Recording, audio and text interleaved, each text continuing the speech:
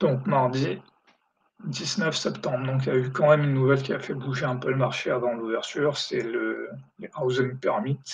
Ça a un peu fait chuter le marché, mais la grosse nouvelle, c'est le FOMC le lendemain. Donc voilà, mes grilles de lecture, c'était celle-là. Donc peut-être un biais baisse pour continuer, voilà, la baisse qui continue. Ou voilà, ce truc-là, c'est les veilles de FOMC. C'est un truc que j'ai constaté en regardant. Ce qui se passe les veilles de FOMC, c'est que souvent, on termine sur une hausse. En fait, tu peux voir ici, sur la plupart des journées de FOMC, on a terminé sur une hausse après 19 heures. Donc du coup, la journée avait deux moments. Le premier, c'était la continuation de la baisse liée au fait que bon, on avait eu une baisse la veille et qu'on avait eu un range. Et puis, il y avait ce setup-là de veille FOMC range. Donc voilà, les erreurs principales que j'ai pu faire ici, c'est à un moment donné, en fait, à 18h30, quand on se met à stagner, j'ignore le contexte et je me focalise sur les bougies et je me mets à vendre, en fait. Deuxième erreur, c'est à l'ouverture, mon contexte est approximatif, en fait. Je maîtrise pas bien les cassures de BJP à l'open, en fait. Donc ça, c'est un truc qu'il faut que j'étudie. Et ensuite, là, bon, ignorer ce qui est le plus probable, bah là, en fait, c'est la même erreur qu'ici, en fait. C'est de vendre les CPP, les clôtures de plus en plus basses. Et ici, voilà, quand on se met à remonter, je commence à me focaliser sur le fait de me prendre des SL et au lieu d'acheter sur les clôtures, je commence à me dire: «Est-ce qu'on va pas revenir sur les fair value gap?» En fait, ça, je vais voir, plus tard. Et voilà, et le dernier point sur le double bottom, je n'augmente pas la taille de ma position. Donc voilà, ici, le premier point, c'est celui-là, c'est ici, quand on break BJP à l'ouverture, je ne vends pas. C'est ici, voilà. Parce que, voilà, je suis pas sûr de ce qui se passe, en fait. Mais ce que j'aurais dû constater, c'est que 60 du temps, quand on break BJP, il y a quand même un RR1 à faire si on vend, voilà.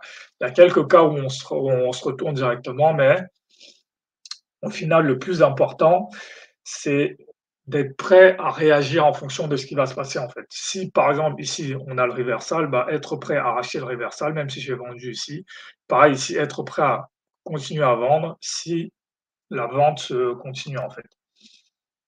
Donc ici, du coup, je fais rien. Ici, je ne fais rien. Ici, je suis pas convaincu, mais j'aurais dû, voilà, si j'avais su ce que je savais, j'aurais vendu. J'aurais vendu ici. Ici, quand même, je vends parce que je me dis qu'on peut aller chercher plus bas. Voilà, là, pareil, bougie inside. Là, ici, j'aurais dû vendre ici parce que là, j'ai un micro double top, donc ça, c'est vraiment une erreur. Ensuite, ici, j'achète ici, mais c'est plus un faux mot parce que j'aurais dû attendre 19 heures comme j'avais dit moi-même.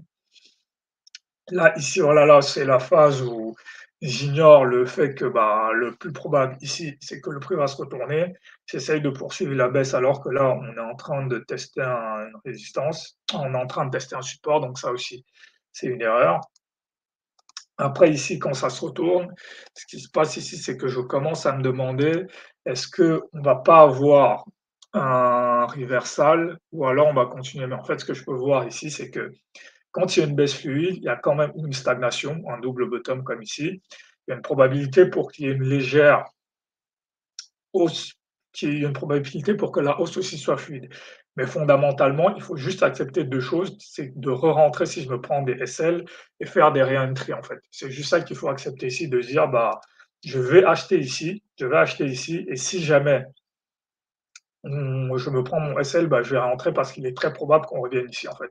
C'est juste ce truc-là qu'il faut accepter. Là, j'ai un petit retest de fair value gap, mais c'est assez léger. Donc voilà.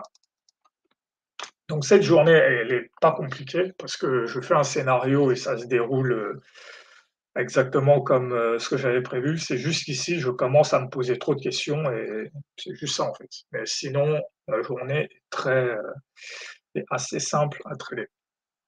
Si j'accepte le fait que bah, si je me prends des SL, je rentre.